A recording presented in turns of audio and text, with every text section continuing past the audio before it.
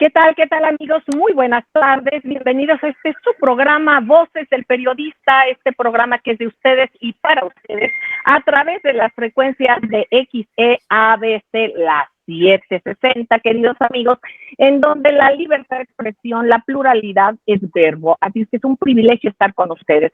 Gracias también a quienes nos retransmiten de manera diferida a través de la radio, Grupo Radio Turquesa, Frecuencias de la Pantera y Radio La Nueva República por la red también. Por favor, visiten nuestro canal de YouTube de Voces del Periodista, si son tan amables. Bueno, amigos entrañables, un privilegio, y lo hemos comentado con ustedes, el tener a alguien fundamental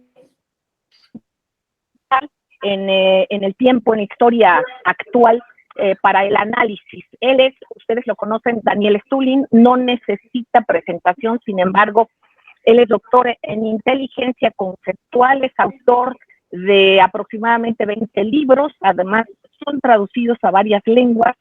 Estas obras se agotan inmediatamente. Él es un analista de contrainteligencia militar también, que evolucionó en investigador con ganas de escribir, de ahí obtuvo el Premio Internacional de Periodismo. Precisamente su capacidad de análisis no se puede escapar de la minuciosidad de la investigación y de lo que aportan sus obras.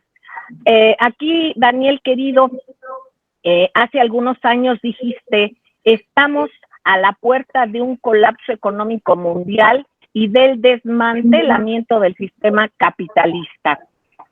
Aquí, como esto y como otras cosas que tú has anticipado, las hemos vivido posteriormente con el asombro en el momento de quienes te escuchan y posteriormente con el reconocimiento de tu análisis de perspectiva tan interesante. Comentamos con nuestros queridos amigos que vamos a llegar al tema, al punto del reajuste global a postcrisis. Pero ¿cuál es la crisis? ¿En qué momento estamos? Estamos en un momento en que la historia parece ser una moneda a la cual se le puede dar un giro y cambiarse totalmente. Quienes muchos nos dijeron que eran, digamos, los malos de la historia, porque así fue, incluso una propaganda importante en películas, en series, y era el orgullo de Estados Unidos en contra del nazismo, no obstante que fue Rusia quien obtuvo ese triunfo en la Segunda Guerra Mundial, pero digamos con Alemania. Pero aquí estamos viviendo una serie de cosas que más allá de lo que vamos a analizar en el contexto de la guerra y todo esto, hay cuestiones previas.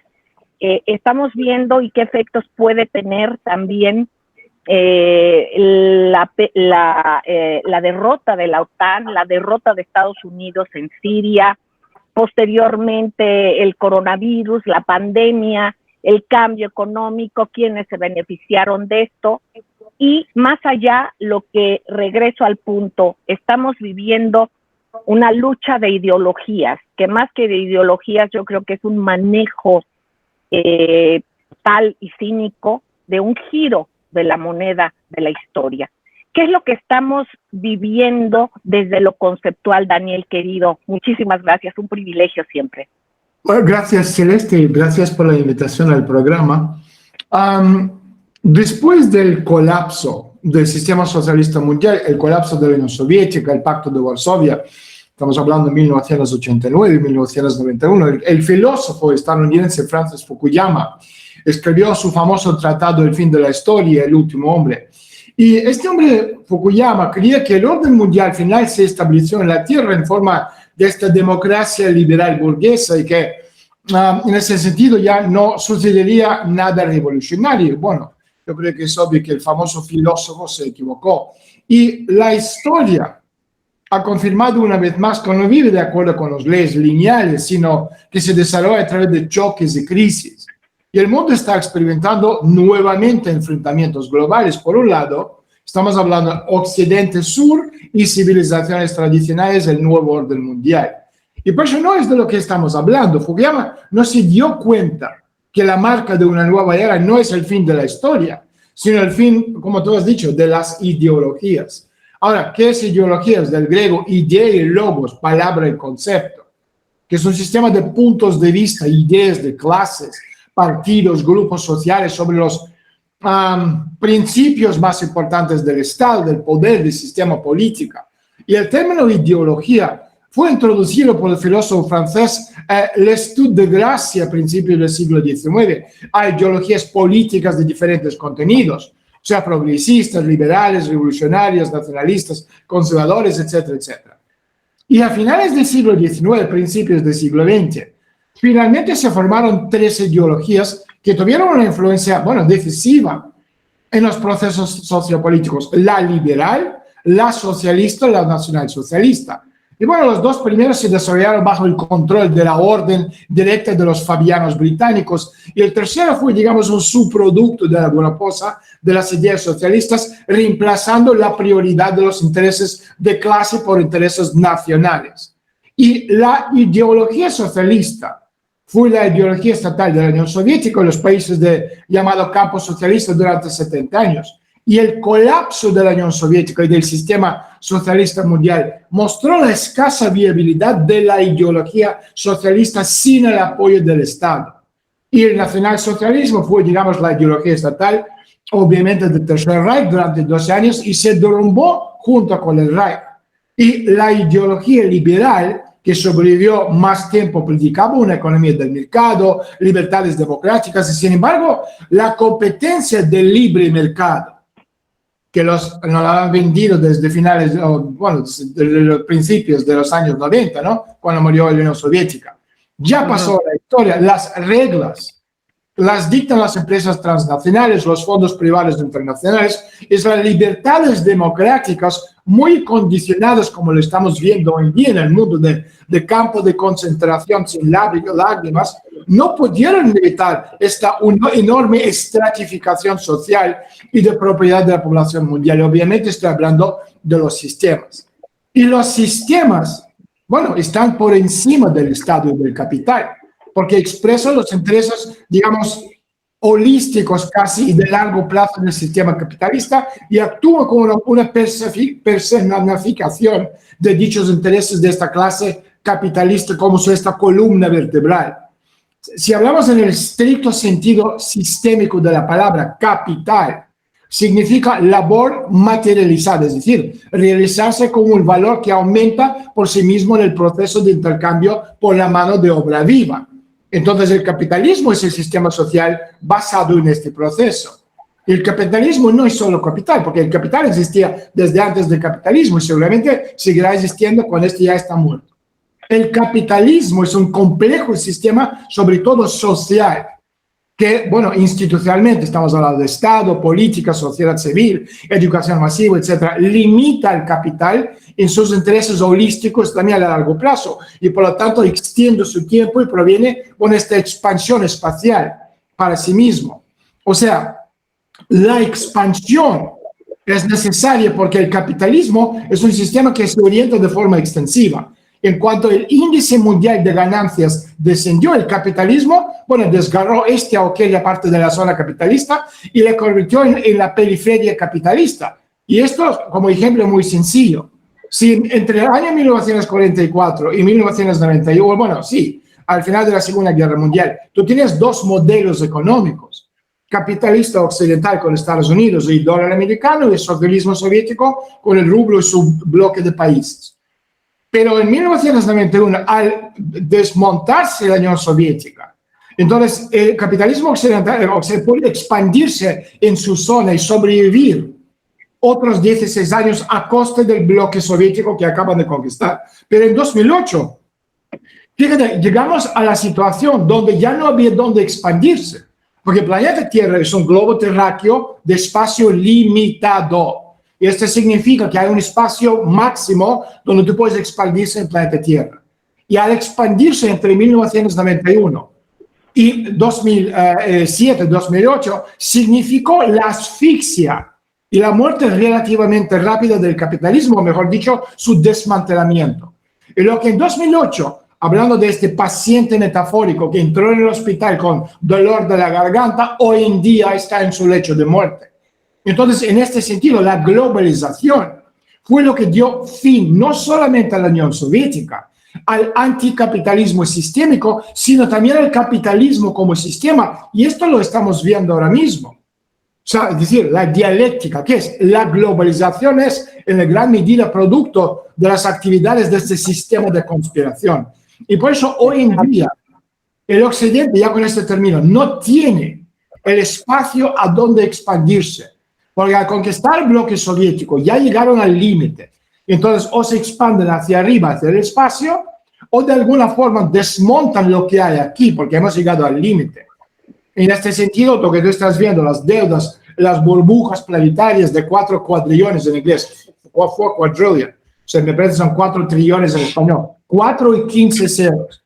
Es una cantidad absolutamente impagable. Entonces, el sistema en sí de capitalismo ha llegado al límite y tenían que buscar un modelo alternativo, pero el problema para el Occidente, carecen de lenguaje para explicar lo que está pasando.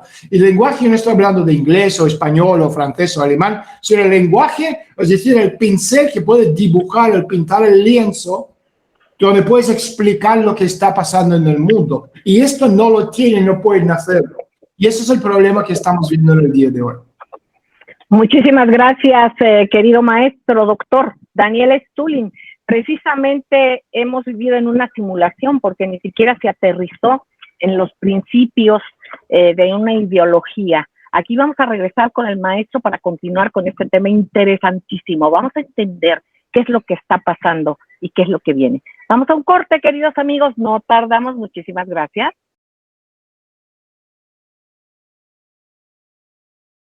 Gracias, queridos amigos, gracias por seguir con nosotros en Voces del Periodista. Por cierto, muchísimas gracias a nuestros compañeros, gracias a Jonathan Álvarez, gracias Leito, gracias Digital Vision, gracias Fran Tapia y sobre todo gracias también ingenieros Víctor Melara García e ingeniero Ciris, a compañeras y compañeros.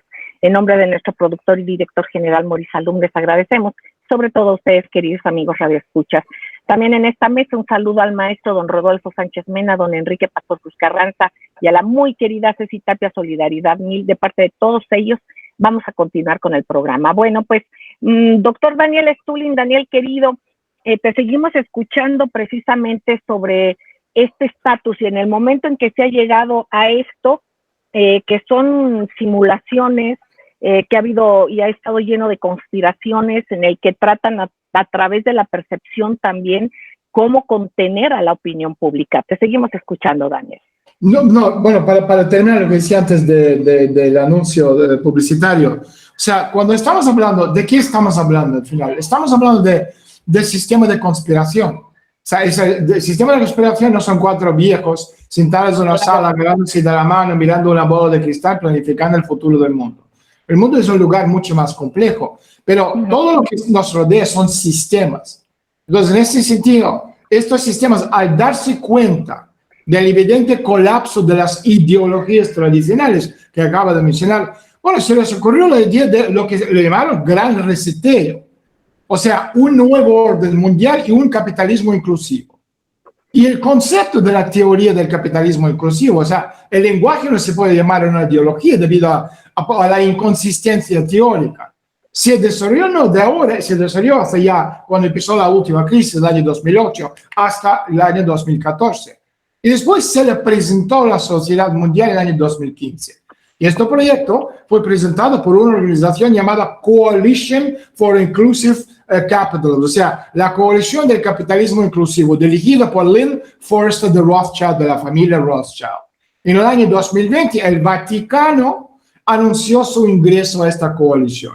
Ahora, si descartamos esta cáscara verbal, tenemos ante nosotros otra versión de este capitalismo popular. Solo las funciones de lucha contra la pobreza se transfieren del Estado a las empresas transnacionales y fondos privados internacionales.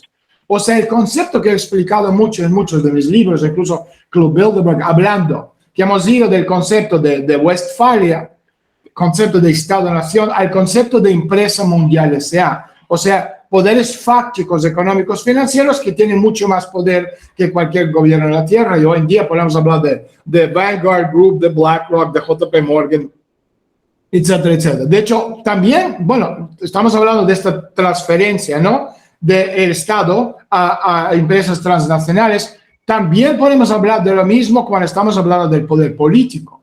Y los enormes fondos invertidos en la promoción de este proyecto nos dicen que las élites del mundo entienden muy bien la gravedad de las amenazas de una explosión social y bueno, están buscando formas de prevenirlo, incluido un lavado de cerebro total y absoluto de toda la masa social en el mundo. Y bueno, afortunadamente, las herramientas para esto hoy en día son un orden de magnitud más grande que hace más de 30 años. Y Rusia, como siempre, necesitó y sigue su propio camino. No aceptamos este nuevo orden mundial, el reseteo, el capitalismo inclusivo. Pero bueno, desafortunadamente hay demasiados traidores dentro que hayan crecido en los últimos 30 años de este liberalismo inclusivo planetario que tampoco lo rechazan. Entonces, en ese sentido, hay demasiada gente dentro que apoya esta digitalización satánica, este mini campo de concentración, y por suerte también al mismo tiempo la guerra que estamos viendo ahora mismo en Ucrania es un elemento muy importante para deshacerse y desmontar este mundo de consenso de Washington, el mundo de ideología única, de campo de concentración que estamos viendo ya en todos los países del mundo. Y en ese sentido, gracias a Dios que esta guerra servirá muy de mucho a corto y medio plazo para desmontar el mundo unipolar y crear, no el mundo dupolar, en sentido, pero al final sigue siendo un enfrentamiento, sino el mundo de ideologías distintas en este mundo post-crisis que estamos viviendo ahora mismo. Bueno, esto es importantísimo. Gracias, Daniel, querido. Me encanta este término, tus frases, porque siembran pensamientos de manera muy concreta. Esto de la digitalización satánica, lo que es la dictadura mediática, queridos amigos. Ha habido factores fundamentales que han impactado y que han sido tan evidentes que pueden y han podido rebasar esa digitalización satánica, esa dictadura mediática. Lo mencionaba al principio del programa, Daniel, precisamente la derrota de la OTAN y de Estados Unidos por un pueblo pequeño, por un país pequeño, pero sumamente nacionalista, como es el pueblo de Siria, donde hubo una guerra mundial, no nada más de un país, ¿no? Por otra parte, también la prepotencia de hacer evidente cómo callaban a un presidente del mismo Estados Unidos en vivo. Ni siquiera si decían que decía mentiras, bueno, ok, después lo pudieron haber objetado en otros programas, pero no, aquí fue tan su desparpajo y su cinismo al decir yo soy el poder sobre cualquier poder, que lo bajaron de las plataformas.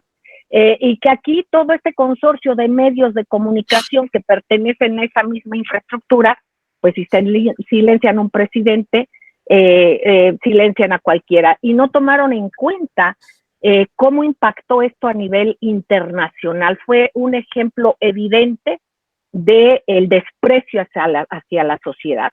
Posteriormente de decirnos yo puedo callar tal o cual plataforma, yo censuro el pensamiento, como ahorita que hay una censura a medios rusos, y en fin, a cualquier persona en Twitter que diga algo que no les parece, los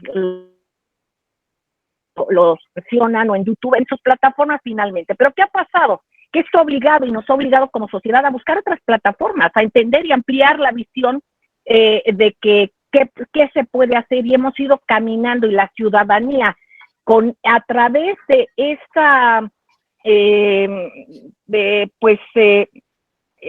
esto que nos indignó, de esta indignación de la evidencia de esa prepotencia, nos ha ido buscando otros caminos. Por otra parte, también viene la pandemia. Nos damos cuenta también que nos tuvimos que sujetar a una manera de vivir diferente. Por otra parte, hubo quien hizo cálculos que dijo, bueno, pues aquí la dictadura mediática, la digitalización satánica los tenemos tomados porque ese escenario es nuestro, o tenemos una fuerza dominante. Pero aquí también ha habido otra circunstancia muy fuerte.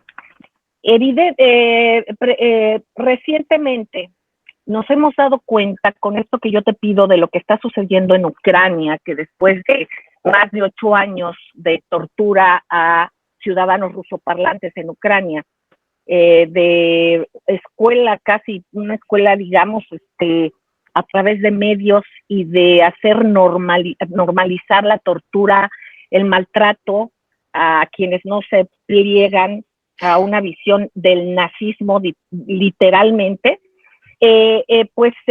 interviene Rusia, y aquí, independientemente de todo lo que entre todo esto que te digo nos puedes comentar, bueno, se descubren que están estos laboratorios biológicos, ahí está la guerra biológica también, ahí se habla de que se han descubierto en esos laboratorios cosas importantes, como entre ellos también en los estudios en el coronavirus y otras cosas más, guerras biológicas. Todo esto cómo ha impactado a la sociedad y sobre todo también, ya para llegar al aspecto económico, la determinación de Vladimir Putin de pedir que se le paguen rublos. ¿Esto a qué nos lleva? A la desdolarización. ¿Qué va a pasar con esto? ¿Qué pasa? Porque las infraestructuras como el Fondo Monetario Internacional, el Banco Mundial, ya se están cayendo, se está ligando a un occidente atado, que ya no hay mucho más que dar, no tiene mucho más que dar. ¿Qué se puede hacer, Daniel, querido? El maestro, precisamente, don Rodolfo Sánchez Mena, ha tocado ese tema. ¿Qué nos puedes tú decir precisamente sobre todo este cambio de infraestructura? Tú mismo nos has dicho que ahorita estamos no estamos ahorita atados o no tenemos un fundamento en un sistema económico. Te escuchamos con mucha atención, Daniel. Mira, vamos por partes. Entonces hablamos primero de Ucrania. Bueno, yo creo que tiene que ser obvio que lo que estamos presenciando en Ucrania, o sea, la operación militar especial, no es el final, es el comienzo de esta nueva reestructuración a nivel mundial. Y a pesar de que, bueno, por supuesto, la atención principal, público, los medios, los expertos, los políticos, está ocupada por la operación militar, como la guerra de las sanciones, también podemos hablar de Occidente contra Rusia, las medidas de represalia de Moscú, sigue siendo, bueno, a veces si miras más allá, ¿no?, del horizonte de los sucesos y tratas de ver qué es lo que está pasando más allá.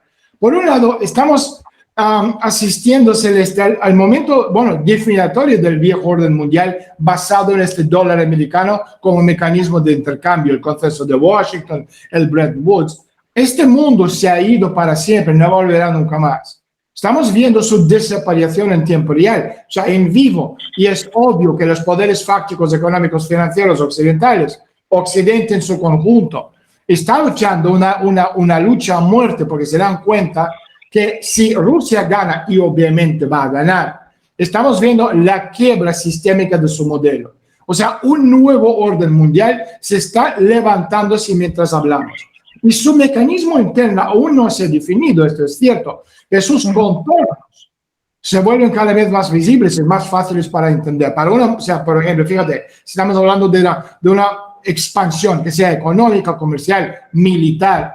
O sea, Rusia necesita controlar a Ucrania. Ucrania, para Rusia, es 36 a 40 millones de habitantes de rusoparlantes y acceso a las fronteras europeas.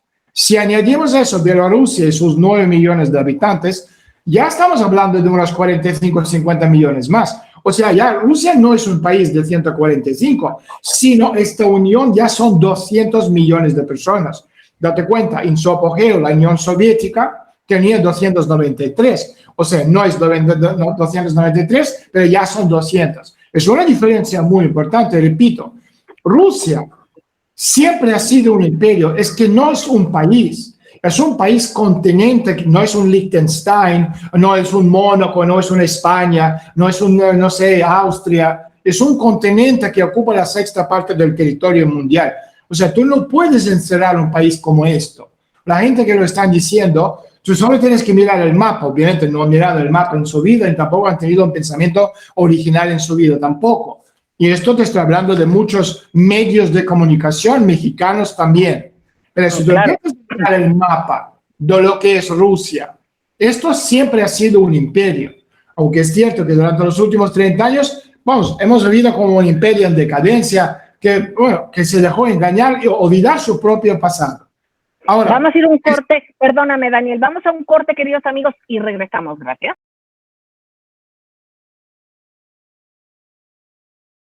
Gracias, queridos amigos, gracias por seguir con nosotros en Voces del Periodista, en estas frecuencias de la pluralidad.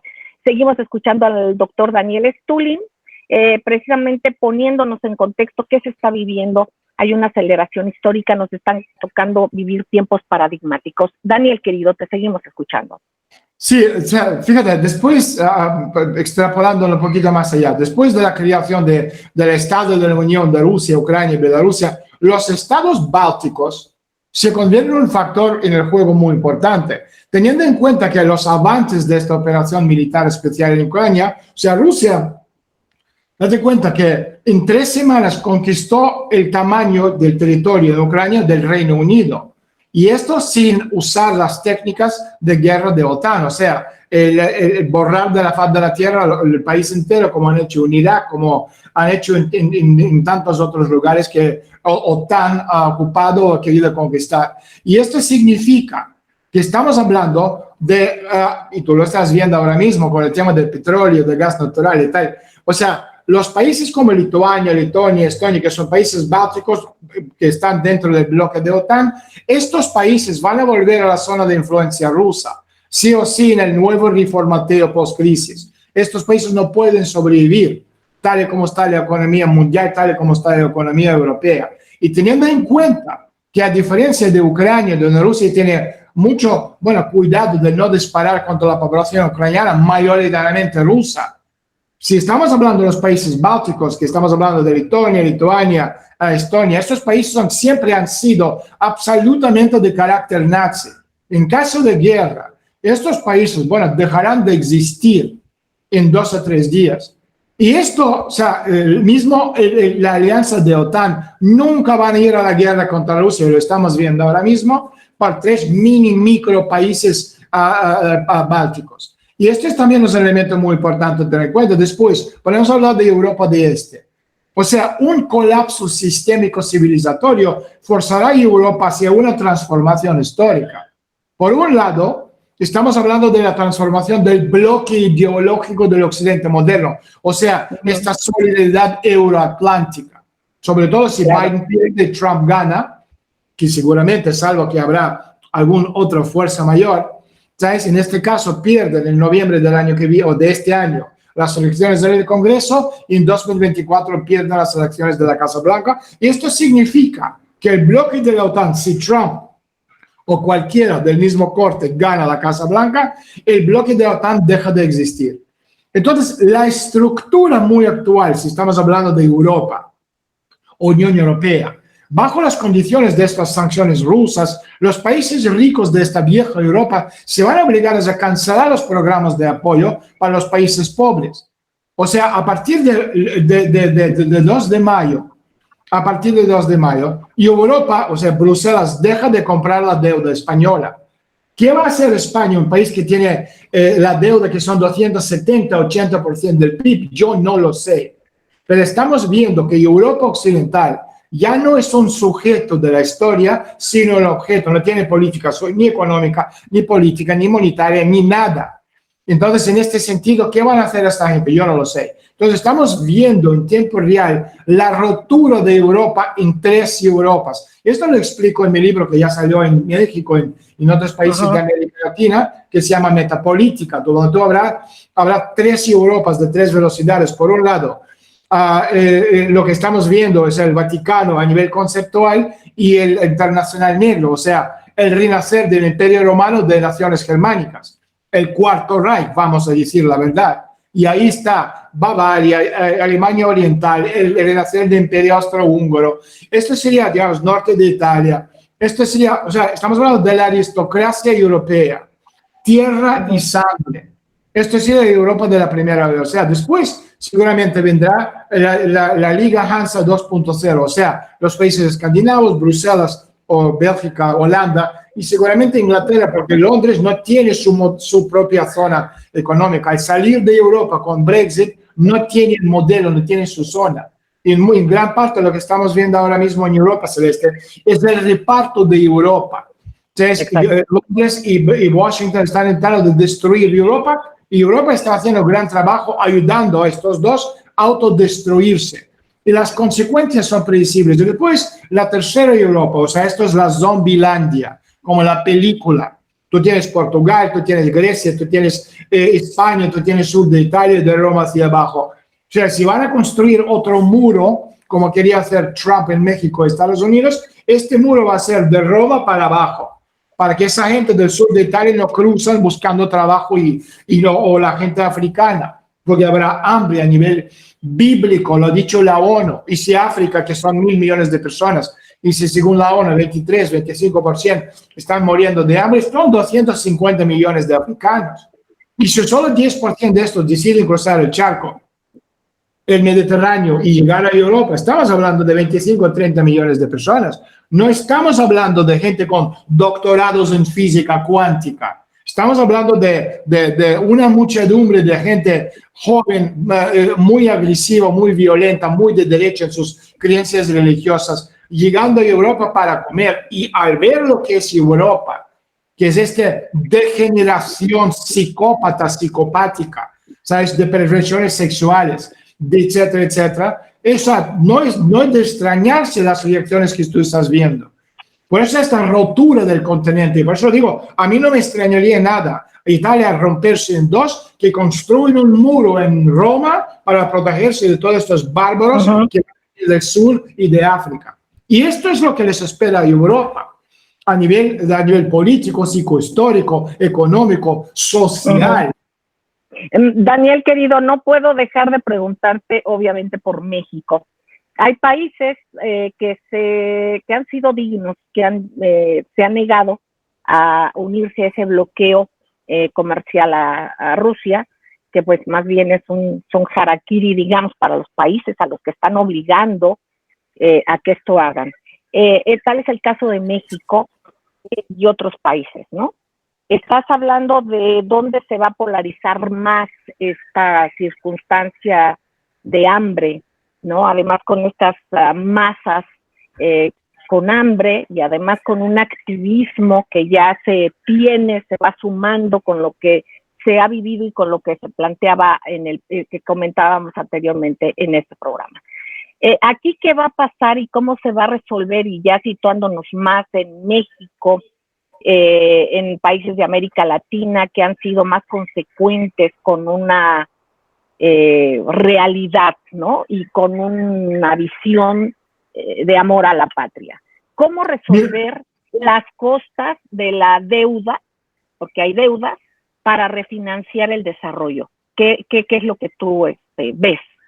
Mira, primero lo que hay que decir es que México no puede morir de hambre. Es un país que tiene una riqueza natural, riqueza de recursos naturales, de posición geográfica muy importante. Estás entre dos océanos, estás en un clima maravillosa, o sea, tierras ricas que pueden producir 2 hasta 3 cosechas. Entonces, en ese sentido, además, en este mundo post-globalismo, donde ya tú no puedes comprar cosas en Nueva Zelanda o en Japón o demasiado lejos porque el concepto del globalismo está muerto, y lo estamos viendo ahora mismo. Entonces, en este mundo que podemos hablar del sexto tecnoparadigma, el mundo transindustrial, de la robótica, inteligencia artificial, el mundo de virtual, etcétera, etcétera, etcétera, todo lo que estamos viendo.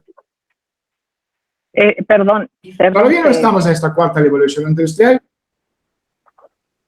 ¿Cómo? Espera, perdón, es que ahorita, si pudieras repetir todo, perdóname, ahorita desde el sexto tecnoparadigma, perdóname porque hubo un silencio en la comunicación. Ajá.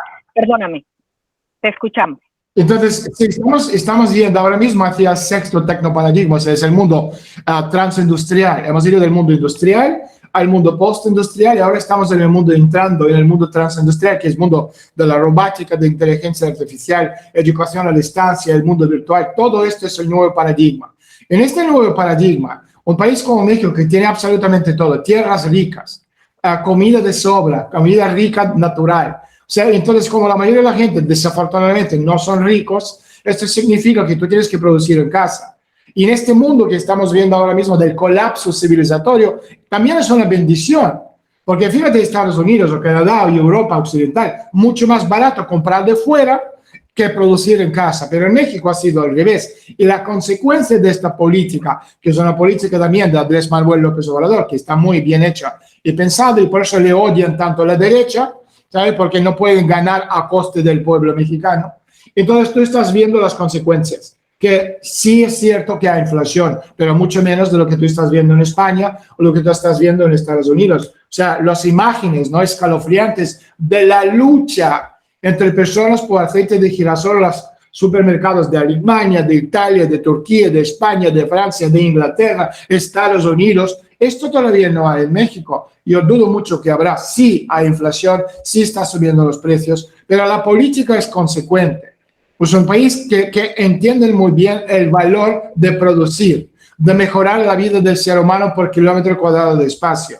Y esto Andrés Manuel está haciendo muy bien. Es decir, estamos viendo como proyecto civilizatorio, estamos viendo investigación, desarrollo, tecnología, industria, crecimiento de infraestructura. Esto es absolutamente fundamental. Y también estamos viendo como esta quinta columna apátrida que está haciendo todo posible para que el Tren Maya no salga, para los aeropuertos nuevos no salgan, porque necesitan desmontar el país desde el dentro, porque esa gente sí que entiende muy bien que por la mejora en la vida del ser humano por kilómetro cuadrado de espacio contra naturaleza, mejora la vida de todos los participantes de la sociedad, que en este caso es sociedad mexicana. Y hablando del modelo latinoamericano, porque o sea, en este mundo post-crisis, no ya habrá países, sino regiones económicas. Entonces, por ejemplo, una región sería Estados Unidos, Canadá y México. Esto sería una región de unos 500 millones de personas, que es un tamaño para que una región funcione. Después, el resto de América Central, América del Sur, los mini países o islotes caribeños, todo esto sería la zona del bloque latinoamericano. En este sentido, ya existe hasta la ideología, no hace falta crear absolutamente nada. Es el concepto de Gran Colombia de Simón Bolívar aplicado al siglo XXI. Entonces, la ideología existe, es cuestión de mejorarla, aplicarla al siglo XXI. Tenemos la población, tenemos la base económica, la base política, la base social y sobre todo los recursos naturales. Una base fuerte de la población y una ventaja muy importante que tiene el mundo latino parlante. México, obviamente, y el resto del continente, dando al sur, frente a Europa, Estados Unidos o Canadá, es la juventud. O sea, en un país como México, la gente dice, no, es que tenemos mucha plata, y plata como metal, o muchos otros recursos, o litio, tal. Yo decía, vuestro recurso principal es la juventud, que son 53 millones de personas. No quieren ser camareros, y no quiere decir que ser camarero no es digno, quiere decir que quiere ser más. O sea, por ejemplo, poca gente entiende que la tercera parte de la gente que trabaja en NASA son mexicanos. Queridos amigos, vamos a un corte y regresamos con el doctor Daniel Stulin. No tardamos, gracias.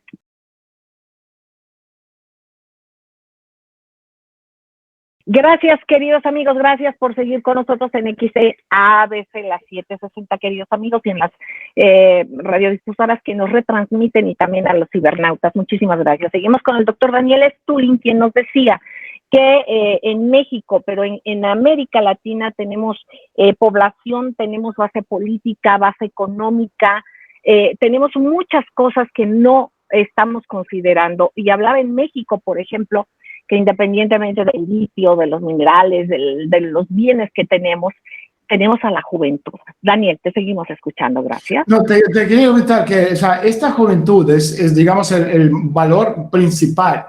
Y en ese sentido, o sea, absolutamente fundamental, y Andrés Manuel lo está haciendo, es una base muy importante, crear una sensación en esta juventud, que hay un futuro, que este futuro tiene salida, que este futuro es brillante, que este futuro te va a mejorar tu propia vida, vida de tu país. En ese sentido, tenéis en México universidades de clase mundial, tenéis UNAM en la Ciudad de México, tenéis el Tecnológico de Monterrey, donde yo daba clases de tecnología avanzadas. O sea, y todo esto parte de este nuevo mundo, que es el mundo del sexto tecnoparadigma. Ahora, ¿qué es eso?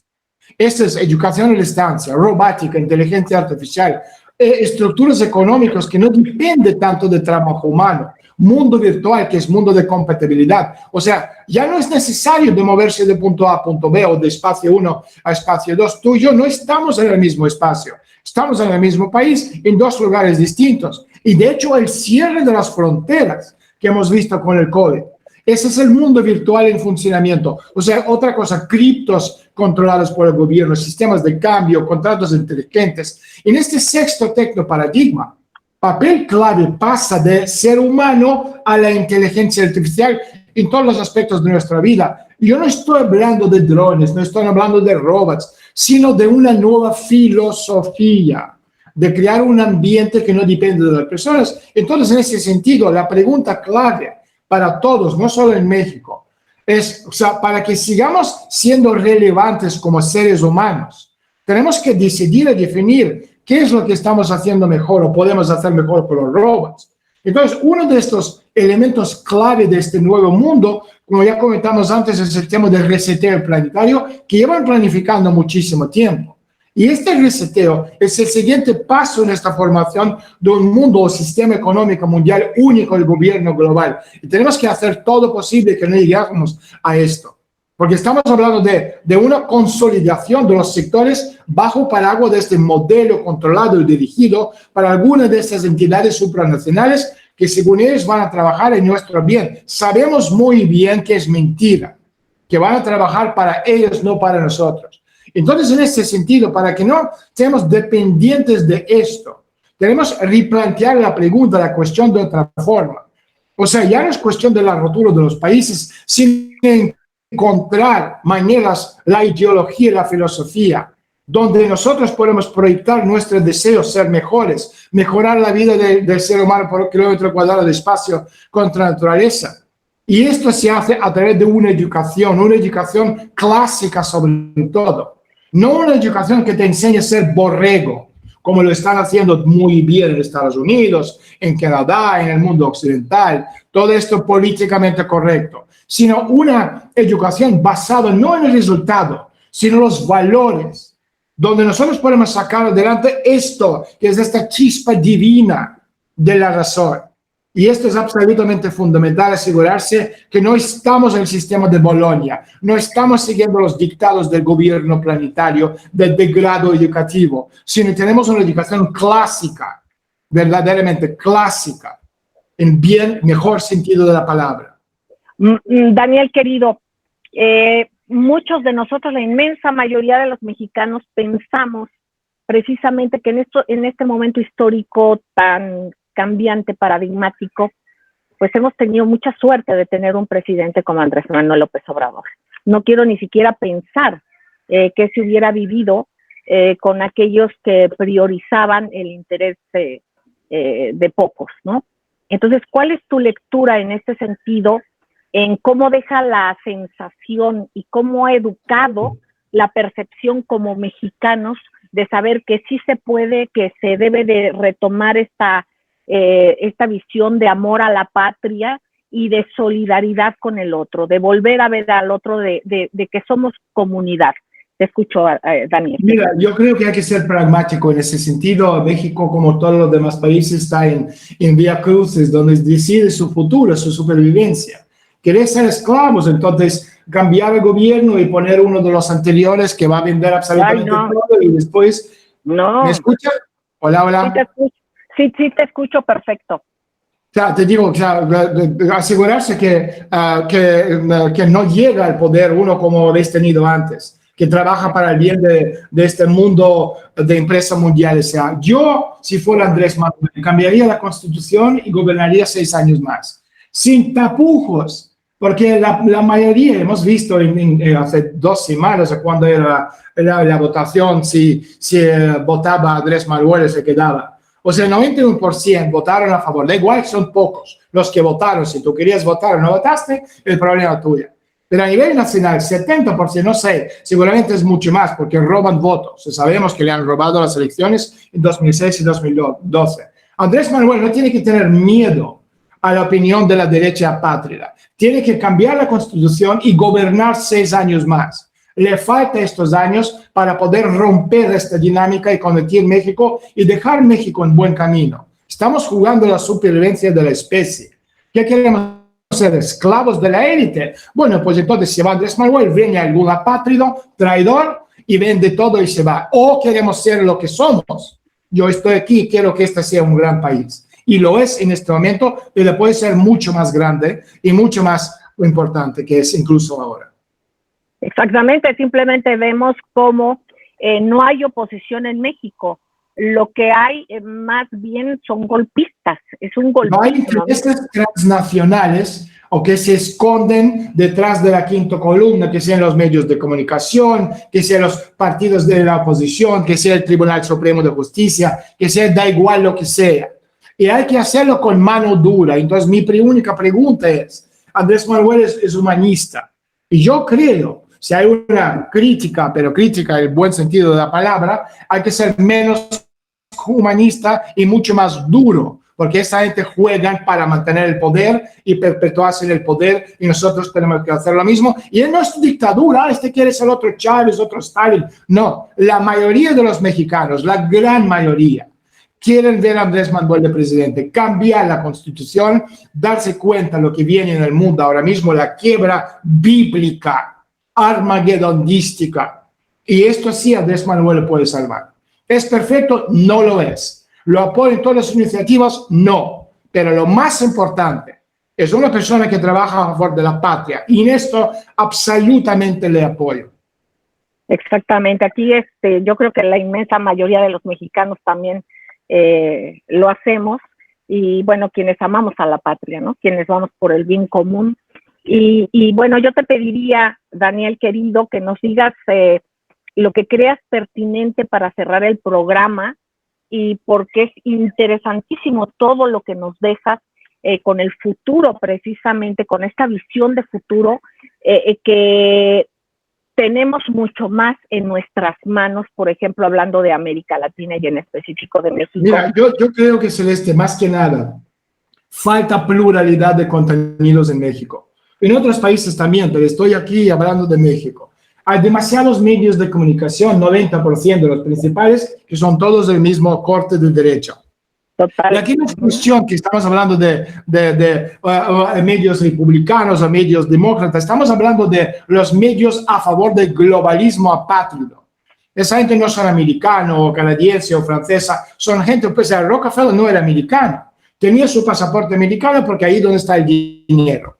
¿Entiendes? Entonces, en ese sentido es absolutamente fundamental, con el dinero del país, crear medios independientes, no de izquierda, de derecha, pero independientes. No estas que te das cuenta al rascarte un poquito que están al sueldo de la CIA o el FBI o algún medio ¿cómo se llama?, israelita o francés o lo que sea. Medios que son a favor de la patria. Y un discurso, un diálogo de entre todos, pero un diálogo a favor del país. Esto es lo que hace falta en México. Y esto es, yo diría, para mí es absolutamente fundamental. Una pluralidad verdadera. No totalmente, es lo que estáis proponiendo ustedes desde mucho tiempo atrás. Exactamente. También lo hemos platicado en este programa, y precisamente la creación de infraestructuras que estén totalmente blindadas para que verdaderamente haya una pluralidad verdadera, teniendo en el centro el desarrollo del país. Entonces, así es. Ha sido un privilegio, y te agradecemos tú como... Gracias a ustedes. Una parte fundamental del área internacional del Club de Periodistas de México, Daniel, tan querido. Te agradecemos muchísimo. Seguimos en contacto, y ustedes, amigos, sigan en estas frecuencias, valoremos que hay espacios como XC, ABC, las 760, como Radio Turquesa, Frecuencias de la Pantera, Radio La Nueva República, Voces del Periodista y otros más que son plurales, pero aquí es una plataforma de radio. Es importante valorar que se deje, como debiera de ser en todos lados, los espacios donde se escuche la voz de todos. Así es que sigan ustedes escuchando, sigan esas frecuencias, y les queremos entrañablemente. Ya está, ya nuestros internautas, visiten nuestro canal, por favor. Gracias, Daniel, querido. Un abrazo. Adiós, chao. Chao. Gracias. Un beso tronado.